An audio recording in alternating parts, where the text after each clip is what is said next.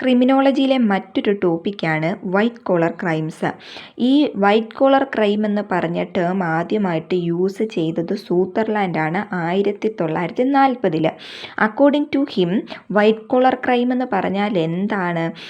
ഒരു വ്യക്തി അയാളുടെ കോഴ്സ് ഓഫ് എംപ്ലോയ്മെൻറ്റിൽ അയാൾക്ക് എന്തുണ്ടായിരിക്കും? ഒരു വ്യക്തിക്ക് റെസ്പെക്റ്റബിലിറ്റിയും അതുതന്നെ സമൂഹത്തിൽ ഒരു സ്റ്റാറ്റസും ഉള്ളൊരു വ്യക്തി അയാളുടെ കോഴ്സ് ഓഫ് എംപ്ലോയ്മെൻറ്റിൽ കമ്മിറ്റ് ചെയ്യുന്ന ക്രൈമിനെയാണ് വൈറ്റ് കോളർ ക്രൈം എന്ന് വിളിക്കുന്നത്.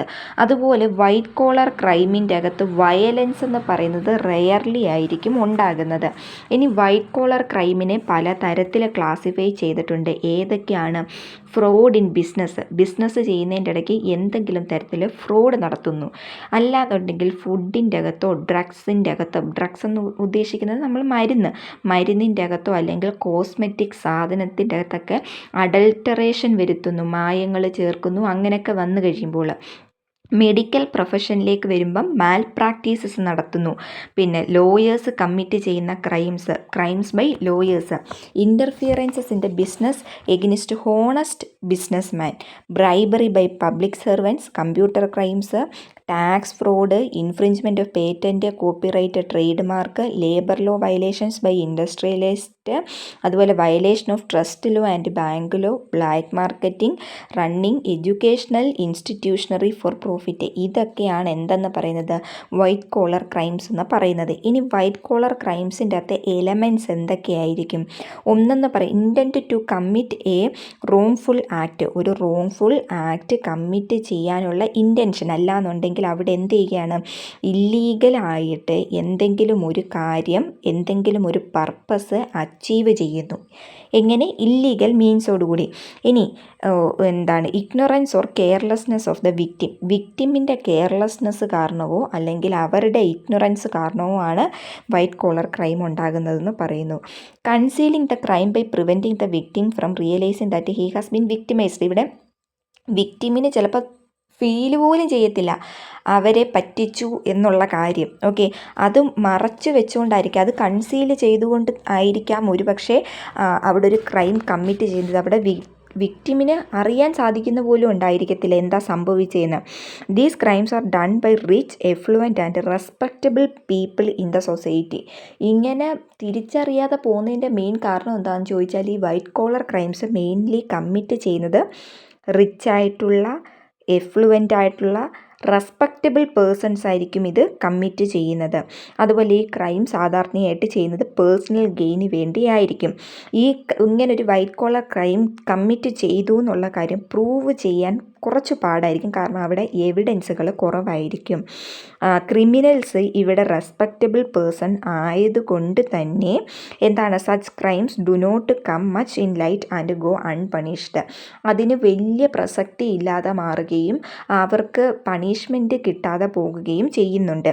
The criminals influence the authorities with their power and money, so proper justice is not done. ഈ വൈറ്റ് കോളർ ക്രൈം കമ്മിറ്റ് ചെയ്യുന്നവരെന്ത് ചെയ്യുന്നു? അവരുടെ പവറും അവരുടെ മണിയും ഉപയോഗിച്ച് അവർ അതോറിറ്റീസിനെ ഇൻഫ്ലുവൻസ് ചെയ്യുന്നു. അത് കാരണം അവർക്ക് കറക്റ്റിനുള്ള പണിഷ്മെൻറ്റ് കിട്ടാതെയും പോകുന്നു. ഇനി കോസസ് ഓഫ് വൈറ്റ് കോളർ ക്രൈംസിൻ്റെ കോസ് എന്തൊക്കെയാണ്? White collar crimes are not covered by civil or criminal court. ഈ വൈറ്റ് കോളർ ക്രൈംസ് എന്ന് പറയുന്നത് സിവിലും ക്രിമിനൽ കോർട്ടിനും അല്ല വരുന്നത്. അതുകൊണ്ട് തന്നെ ഈ ക്രൈം കമ്മിറ്റ് ചെയ്തവർക്ക് വലിയ പേടി കാണത്തില്ല, കാരണം കോടതിയിൽ പോകേണ്ട ആവശ്യമില്ല. ക്രിമിനൽ കോടതിയിലും പോകണ്ട, സിവിൽ കോടതിയിലും പോകണ്ട. The main cause behind such crime is causes can be enumerated for these crimes. ഇനി ഏതൊക്കെയാണ് ഇതിൽ പറഞ്ഞിരിക്കുന്ന കോസുകൾ? പേഴ്സണൽ ബെനിഫിറ്റിന് വേണ്ടി അല്ലെങ്കിൽ എക്കണോമിക് ഗെയിന് വേണ്ടി ചെയ്യുന്നു. ചില പീപ്പിൾ എന്ത് ചെയ്യുന്നു? Post at high post misuse their position and are tempted to commit crimes. ചിലർ അവരുടെ പൊസിഷൻസ് ഹൈ പൊസിഷനിലായിരിക്കാം ഇരിക്കുന്നത്, ആ ഹൈ പൊസിഷൻ മിസ്യൂസ് ചെയ്തുകൊണ്ടായിരിക്കാം എന്തെങ്കിലും ആർക്കെങ്കിലും ബെനിഫിറ്റ് ചെയ്തു കൊടുക്കുന്നു, അല്ലാന്നുണ്ടെങ്കിൽ അവരുടെ പേഴ്സണൽ ഗെയിന് വേണ്ടിയും അല്ലാന്നുണ്ടെങ്കിൽ എക്കണോമിക് ഗെയിന് വേണ്ടിയും എന്തെങ്കിലും ക്രൈം കമ്മിറ്റ് ചെയ്തവർക്കൊക്കെ ചെറിയ രീതിയിലുള്ള സഹായങ്ങളും ഒക്കെ ചെയ്തു കൊടുക്കുന്നു. പിന്നെ അതുപോലെ തന്നെ ഈ ക്രൈംസ് എന്ന് പറയുന്നത് ഹിഡൻ ക്രൈംസ് ആണ്. അതുകൊണ്ട് തന്നെ സൊസൈറ്റി സൊസൈറ്റിയിൽ വലുതായിട്ട് ശ്രദ്ധിക്കപ്പെടാതെ പോകുകയും അത് അവർ യൂട്ടിലൈസ് ചെയ്യും. അങ്ങനെ വന്നു കഴിയുമ്പം ഒരു തവണ ചെയ്ത് കഴിയുമ്പോൾ ഓക്കെ ഇതാരും കണ്ടില്ല എന്ന് കണ്ടു കഴിയുമ്പോൾ അവർ എന്തോ ചെയ്യും, പിന്നെയും ഇവരിത് റിപ്പീറ്റ് ചെയ്തുകൊണ്ടിരിക്കും. അതുപോലെ ഇങ്ങനെയുള്ള ക്രൈമുമായിട്ട് ബന്ധപ്പെട്ടിട്ടുള്ള അവയർനെസ് ജനങ്ങൾക്ക് കുറവായിരിക്കും. അങ്ങനെ വന്നു കഴിയുമ്പോൾ എന്തായിരിക്കും അവിടെ ഇതിൻ്റെ ഇഫക്റ്റ് എന്ന് പറയുന്നത്, effect of these crimes is very low. ഈ ക്രൈമിൻ്റെ ഇഫക്റ്റ് വളരെയധികം ലോ ആയിരിക്കും. ഇൻഡിവിജ്വൽസ് അതുകൊണ്ട് തന്നെ ശ്രദ്ധിക്കാതെ പോകുകയും ജനങ്ങൾക്ക് അവയർനെസ് കിട്ടാതിരിക്കുകയും ചെയ്യുന്നു. അതുപോലെ ഈ വൈറ്റ് കോളർ ക്രൈംസുമായിട്ട് ബന്ധപ്പെട്ടിട്ടുള്ള പ്രോപ്പർ നിയമങ്ങളൊന്നും ഇവിടെ ഇല്ല. അതുപോലെ പ്രോപ്പർ പണിഷ്മെൻറ്റുകളും ഇവിടെ പറഞ്ഞിട്ടില്ല. അതുകൊണ്ട് തന്നെ ഇതിൻ്റെ നേച്ചർ എന്ന് പറയുന്നത് എന്തായിരിക്കും, സീരിയസ് നേച്ചറിലുള്ള ക്രൈം ആണെങ്കിൽ പോലും എന്താണ് ഈ വൈറ്റ് കോളർ ക്രൈമിന് പ്രോപ്പറായിട്ടുള്ള പണിഷ്മെൻറ്റ് കിട്ടുന്നില്ല. അതുപോലെ തന്നെ ഗവൺമെൻറ് എന്ന് പറയുന്നത് വൈറ്റ് കോളർ ക്രൈമുമായിട്ട് ബന്ധപ്പെട്ടിട്ട് വളരെ ആക്റ്റീവായിട്ടൊന്നുമല്ല നിൽക്കുന്നത്. ഇനി ഈ വൈറ്റ് കോളർ ക്രൈമിൻ്റെ കോൺസിക്വൻസസ് നോക്കിക്കഴിഞ്ഞാൽ ഏതൊരു ക്രൈം ആയിക്കോട്ടെ അതിന് ഇൻഡിവിജ്വലിനെയും സൊസൈറ്റിയെയും അത് ബാധിക്കുന്നുണ്ടായിരിക്കും. വൈറ്റ് കോളർ ക്രൈമിൻ്റെ കാര്യത്തിലേക്ക് ചെല്ലുമ്പോൾ അത് ഇൻഡിവിജ്വലിനെയും സൊസൈറ്റിയെയും ബാധിക്കുന്നുണ്ട്. അതുപോലെ തന്നെ സമൂഹത്തിൽ അല്ലെങ്കിൽ നേഷന് എന്തുണ്ടാക്കുന്നുണ്ട്, എക്കണോമിക് ലോസസ് ഉണ്ടാക്കുന്നുണ്ട്. ആ എക്കണോമിക് ലോസ് എന്ന് പറയുന്നത് ഒരു പക്ഷേ ഡയറക്റ്റ്ലി ആയിരിക്കത്തില്ല, പക്ഷേ ഇൻഡയറക്റ്റ്ലി ഇത് എക്കണോമിക് ലോസ് ഉണ്ടാക്കുന്നുണ്ട്. അതുപോലെ തന്നെ due to the stress of victimization and breaking of trust there are emotional consequences that harm the growth of the society. ഈ ഒരു തരത്തിലുള്ള വിക്ടിമൈസേഷൻ, സ്ട്രെസ് ഓഫ് വിക്ടിമൈസേഷൻ അല്ലെങ്കിൽ ബ്രേക്കിംഗ് ഓഫ് ട്രസ്റ്റ് എന്ന് പറയുന്നത് സൊസൈറ്റിയുടെ ഗ്രോത്തിനെ വളരെയധികം ബാധിക്കുന്നുണ്ട്. കാരണം ഇത് ഇമോഷണലി ആ ഒരു ട്രസ്റ്റിനെ ബ്രേക്ക് ചെയ്യുന്ന ഒരു കാര്യമാണ്. അല്ലെങ്കിൽ വിക്ടിമൈസേഷന് സ്ട്രെസ്സ് കൊടുക്കുന്ന ഒരു പരിപാടിയാണ് അഡൾട്രേഷൻ ഓഫ് ഫുഡ്, അല്ലെങ്കിൽ ഫുഡിൽ മായം കലർത്തുക, അല്ലെ ഇതുപോലെ പണിതുകൊണ്ടിരിക്കുന്ന ബ്രിഡ്ജസിൻ്റെ കൊളാപ്സ് വരിക. ഇതൊക്കെയെന്ന് പറയുന്നത് എന്ത് കോസ് ചെയ്യുന്നുണ്ട്, ഡയറക്റ്റ് ഫിസിക്കൽ ഹാമും കോസ് ചെയ്യുന്നുണ്ട്. അപ്പോൾ these drastically hamper the development of the nation both economically and socially. ഇത് എന്തിനെ ബാധിക്കുന്നു, നേഷൻ്റെ ഡെവലപ്മെൻറ്റിനെ, എക്കണോമിക്കലി ആയിക്കോട്ടെ സോഷ്യലി ആയിക്കോട്ടെ നേഷൻ്റെ ഡെവലപ്മെൻറ്റിനെ ഇത് ബാധിക്കുന്നുണ്ട്. ഇനി വൈറ്റ് കോളർ ക്രൈംസ് ഇന്ത്യയിലേക്ക് വന്നു കഴിയുമ്പോൾ വൈറ്റ് കോളർ ക്രൈം എന്ന് പറയുന്നത് ഒരു ഗ്ലോബൽ ഫെനോമനാണ്. ഇന്ത്യയിലെന്ന് പറയുന്നത് ട്രമൻഡസ് ആയിട്ട് ഈ പറയുന്ന വൈറ്റ് കോളർ ക്രൈം ഇൻക്രീസ് ആയിക്കൊണ്ടിരിക്കുകയാണ്. വൈറ്റ് കോളർ ക്രൈം എന്ത് ചെയ്യുകയാണ്, കൂടിക്കൊണ്ടിരിക്കുകയാണ്. അതുപോലെ തന്നെ ഇപ്പം there has been an unusual and unexpected increase in the growth of computer specific white collar crime. ഈ കമ്പ്യൂട്ടറുമായിട്ട് ബന്ധപ്പെട്ടിട്ടുള്ള വൈറ്റ് കോളർ ക്രൈം അൺയൂഷ്വലായിട്ട് അല്ലെങ്കിൽ അൺഎക്സ്പെക്റ്റഡ് ആയിട്ട് ഇപ്പോൾ അതിൻ്റെ ഗ്രോത്ത് സംഭവിച്ചുകൊണ്ടിരിക്കുന്നുണ്ട്. കാരണം ഈ കമ്പ്യൂട്ടർ റിലേറ്റഡ് ആയിട്ടുള്ള ഒഫൻസുകൾ കൂടുതലും അനോണിമസ് ആയിട്ടുള്ള പേഴ്സൺ ആയിരിക്കും ചെയ്യുന്നത്. അതും ലോകത്തിൻ്റെ ഏതെങ്കിലും ഒരു മൂലയിൽ ഇരുന്നു കൊണ്ട് അവരുടെ പേരൊക്കെ മാറ്റിയായിരിക്കാം അവർ ഈ ക്രൈം കമ്മിറ്റ് ചെയ്യുന്നത്. അപ്പോൾ ആർക്കും കണ്ടുപിടിക്കാൻ പോലും പാടാണ് ആരാണ് ഈ ക്രൈം ചെയ്തത് എന്നുള്ളത്. There are many professions where criminal and unethical practices are often going unnoticed. ചില തരത്തിലുള്ള പ്രൊഫഷൻ്റെ അകത്ത് ഈ ക്രിമിനലായിട്ട് അല്ലെങ്കിൽ അൺഎത്തിക്കലായിട്ടുള്ള പ്രാക്ടീസൊക്കെ നടത്തുന്നത് ശ്രദ്ധിക്കാതെ പോലും പോകുന്നുണ്ട്. ഇന്ത്യൻ ട്രേഡ് ആൻഡ് ബിസിനസ് വേൾഡിലേക്ക് വന്നു കഴിയുമ്പോൾ വൈറ്റ് കോളർ ക്രൈം എന്ന് പറയുന്നത് കോമൺ ആയിട്ടുള്ളൊരു കാര്യമാണ്. ഹോർഡറിങ്സ്, പ്രോഫിറ്ററിങ്, അതുപോലെ ബ്ലാക്ക് മാർക്കറ്റിംഗ് എന്ന് പറഞ്ഞാൽ പൂഴ്ത്തി വെക്കുക. അവർക്ക് കിട്ടുന്ന ചിലപ്പോൾ പ്രോഫിറ്റ് ആയിരിക്കും, അല്ലാന്നുണ്ടെങ്കിൽ സാധനങ്ങൾ പൂഴ്ത്തി വെക്കുന്നതായിരിക്കാം, പിന്നീട് ഇതിൽ കൊടുക്കാൻ വേണ്ടി. അങ്ങനെയൊക്കെ പല കാര്യങ്ങളും ഇവിടെ ഉണ്ടാകുന്നുണ്ട്. പിന്നെയെന്ന് പറയുന്നത് ബ്ലാക്ക് മാർക്കറ്റിംഗ്. ഇതൊക്കെ ഇന്ത്യയിൽ കോമൺ ആയിട്ട് നടക്കുന്ന കാര്യങ്ങളാണ്. ഇന്ത്യയിലെ ഗവൺമെൻറ് എന്ന് പറയുന്നത് വേരിയസ് റെഗുലേറ്ററി ലെജിസ്ലേഷൻസ് ഇതുമായിട്ട് കൊണ്ടുവന്നിട്ടുണ്ട്. ആ ലെജിസ്ലേഷൻസ് എന്ന് പറയുന്നത് essentials commodities act 1955, the industrial and regulations act 1951, central excise and salt act, companies act, drug and cosmetic act, essential commodities act, emblems and names prevention of improper use act. അതുപോലെ കുറേ ആക്റ്റുകൾ, കുറേ legislations India എന്ത് ചെയ്തിട്ടുണ്ട്, കൊണ്ടുവന്നിട്ടുണ്ട്. Customs act, central vigilance commission act, foreign exchange management act, ഇതൊക്കെ ഇന്ത്യയിൽ ഈ white collar crime തടയുന്നതിന് വേണ്ടിയൊക്കെ കൊണ്ടുവന്നിട്ടുണ്ട് ലെജിസ്ലേഷൻസ് ആണ്. Following are the most commonly white collar crimes in India. ഏതൊക്കെയാണ് ഇന്ത്യയിലേക്ക് വരുമ്പോൾ മോസ്റ്റ് കോമൺ ആയിട്ട് വരുന്ന വൈറ്റ് കോളർ ക്രൈംസ്? ബിസിനസ് മാന് അവർക്ക് ഡബിൾ പ്രോഫിറ്റ് ഉണ്ടാക്കുന്നതിന് വേണ്ടി ടാക്സ് പേ ചെയ്യാതിരിക്കുന്നു, അല്ലാന്നുണ്ടെങ്കിൽ ബ്ലാക്ക് മാർക്കറ്റിംഗ് നടത്തുന്നു. വൈറ്റ് കോളർ ക്രൈം എന്ന് പറയുന്നത് എന്താണ്? ഇതൊരു വൈറ്റ് കോളർ ക്രൈമാണ്. ഈ പറഞ്ഞൊരു വൈറ്റ് കോളർ ക്രൈമാണ്. അതുപോലെ തന്നെ എന്താണ്, ലോ പ്രകാരം പണിഷ്മെൻറ്റ് കിട്ടുന്നതുമാണ്. പിന്നെയെന്ന് പറയുന്നത് ഈ ബ്ലാക്ക് മാർക്കറ്റിംഗ്, ഹോർഡറിങ് എന്നൊക്കെ പറയുന്നത് എന്താണ്, വൈറ്റ് കോളർ ക്രൈംസിൻ്റെ ഫോംസ് ആണ്. അതുപോലെ ഗോൾഡ്, ഡ്രഗ്സ്, ആൽക്കഹോൾ പോലുള്ള സാധനങ്ങളിൽ സ്മഗ്ലിംഗ് നടത്തുന്നു. ഇന്ത്യ എന്ന് പറയുന്നത് ഒരു റിലീജിയസ് കൺട്രിയാണ്. ഇവിടെ ദൈവങ്ങളുടെ പേരിലാണ് കൂടുതൽ ബിസിനസ്സുകൾ നടത്തുന്നത്. എന്തിനു വേണ്ടി? ജനങ്ങളെ ഫ്രോഡാക്കുന്നതിന് വേണ്ടി.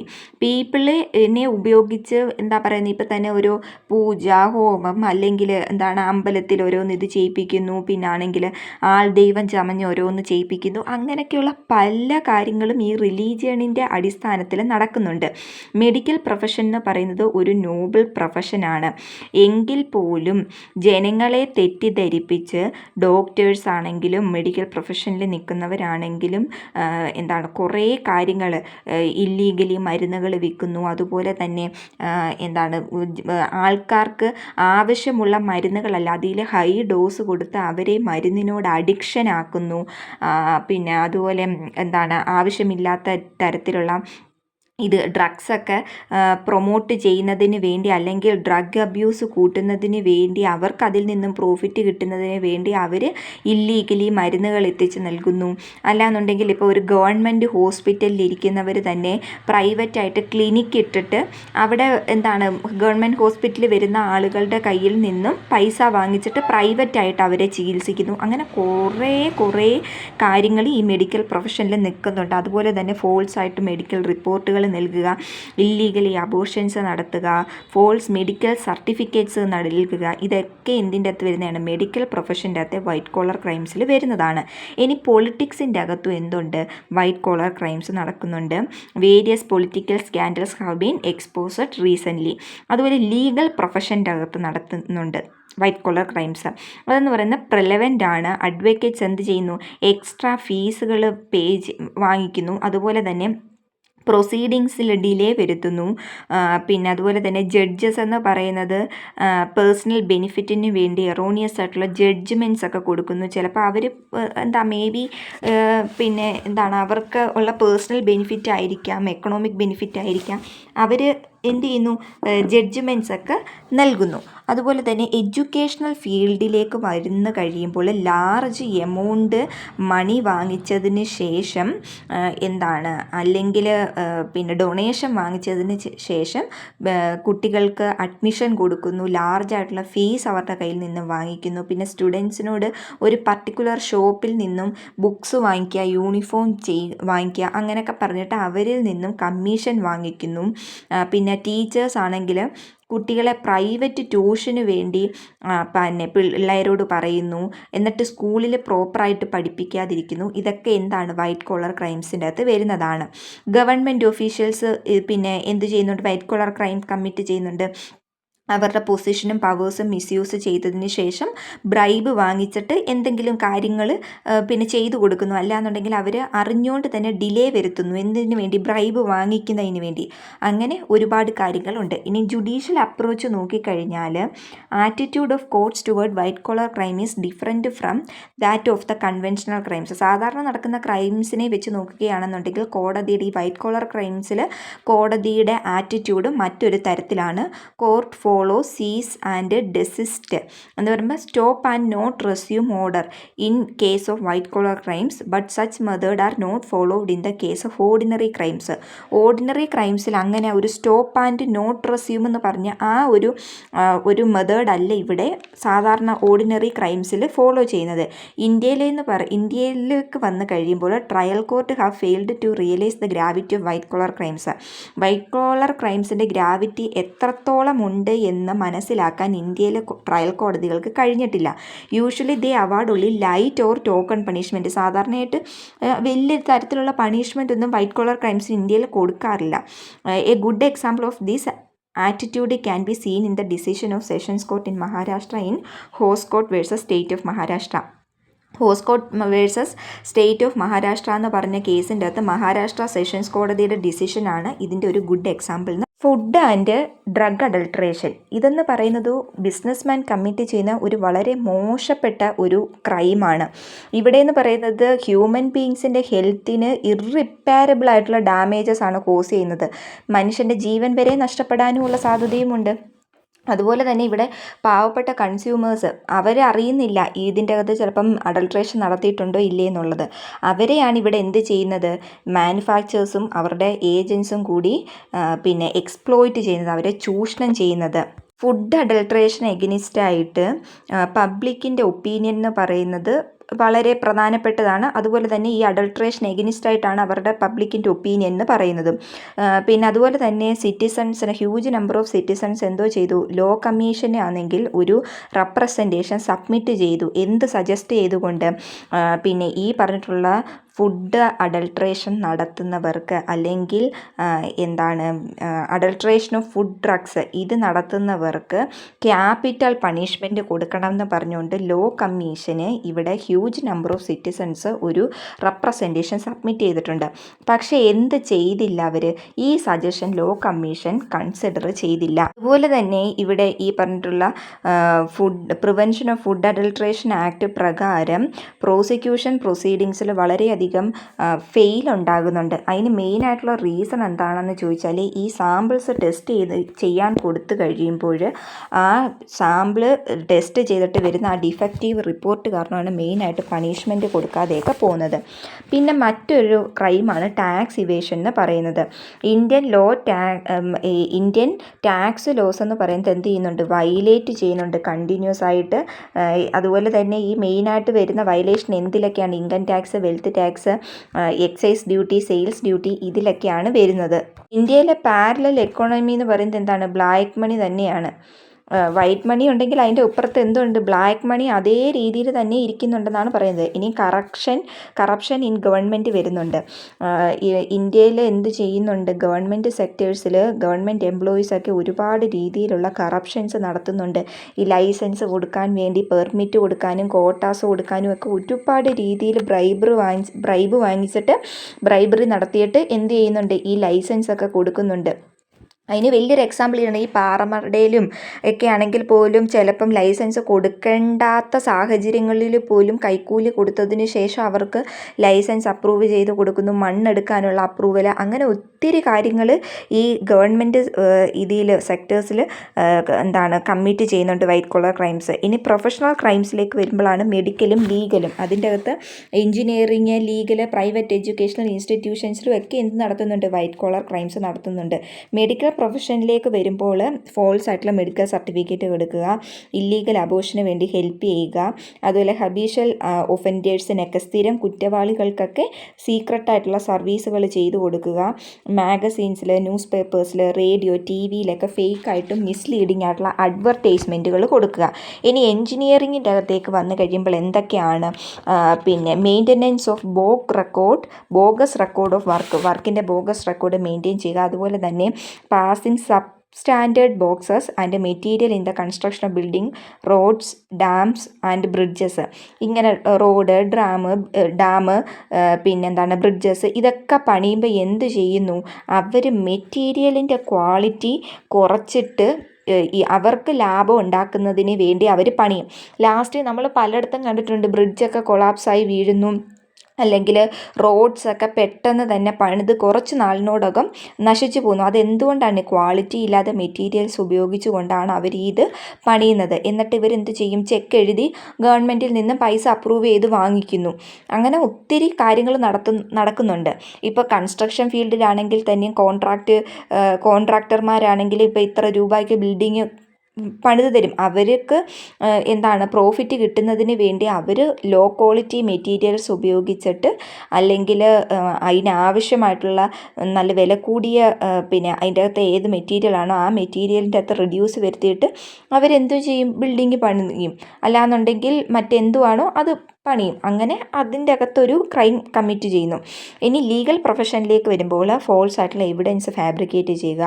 പ്രൊഫഷണൽ വിറ്റ്നസ്സുകളുണ്ടല്ലോ, സ്ഥിരമായിട്ടിങ്ങനെ ഇത് ഇങ്ങനെ പഠിപ്പിച്ചിട്ട് കോടതിയിൽ കൊണ്ടുവന്ന് അവരെ എന്തോ ചെയ്യും, വിടും. അപ്പോൾ അങ്ങനെയുള്ള വിറ്റ്നസ്സുകളിലേക്ക് കൊണ്ടുവരിക. അതുപോലെ തന്നെ പിന്നെ ഓർഗനൈസ്ഡ് ക്രിമിനൽസ് അഡ്വൈസ് കൊടുക്കുക, കോടതിയിലെ സ്റ്റാഫുകളുമായിട്ടൊക്കെ ഇത് ചെയ്തിട്ട് അവരുമായിട്ട് പിന്നെ റിലേറ്റ് ചെയ്ത് ഇവരെന്തെങ്കിലും അതിൻ്റെ അകത്തൊക്കെ ചെറിയ ചെറിയ കാര്യങ്ങളൊക്കെ ചെയ്യുന്നു. അതുപോലെ തന്നെ ഫോൾസ് ക്ലെയിം പ്രിപ്പയർ ചെയ്യുന്നു, എത്തിക്കൽ സ്റ്റാൻഡേർഡ് വയലേറ്റ് ചെയ്യുക, ഇതൊക്കെയാണ് മെയിനായിട്ട്. പിന്നെ എന്താണ്, ഹ്യൂജ് എമൗണ്ട് ഫീസായിട്ട് വാങ്ങുക, ഇങ്ങനെയൊക്കെ ഉള്ളതാണ് ഈ ലീഗൽ പ്രൊഫഷനിലേക്ക് വരുമ്പോഴുള്ള എക്സാമ്പിൾസ്.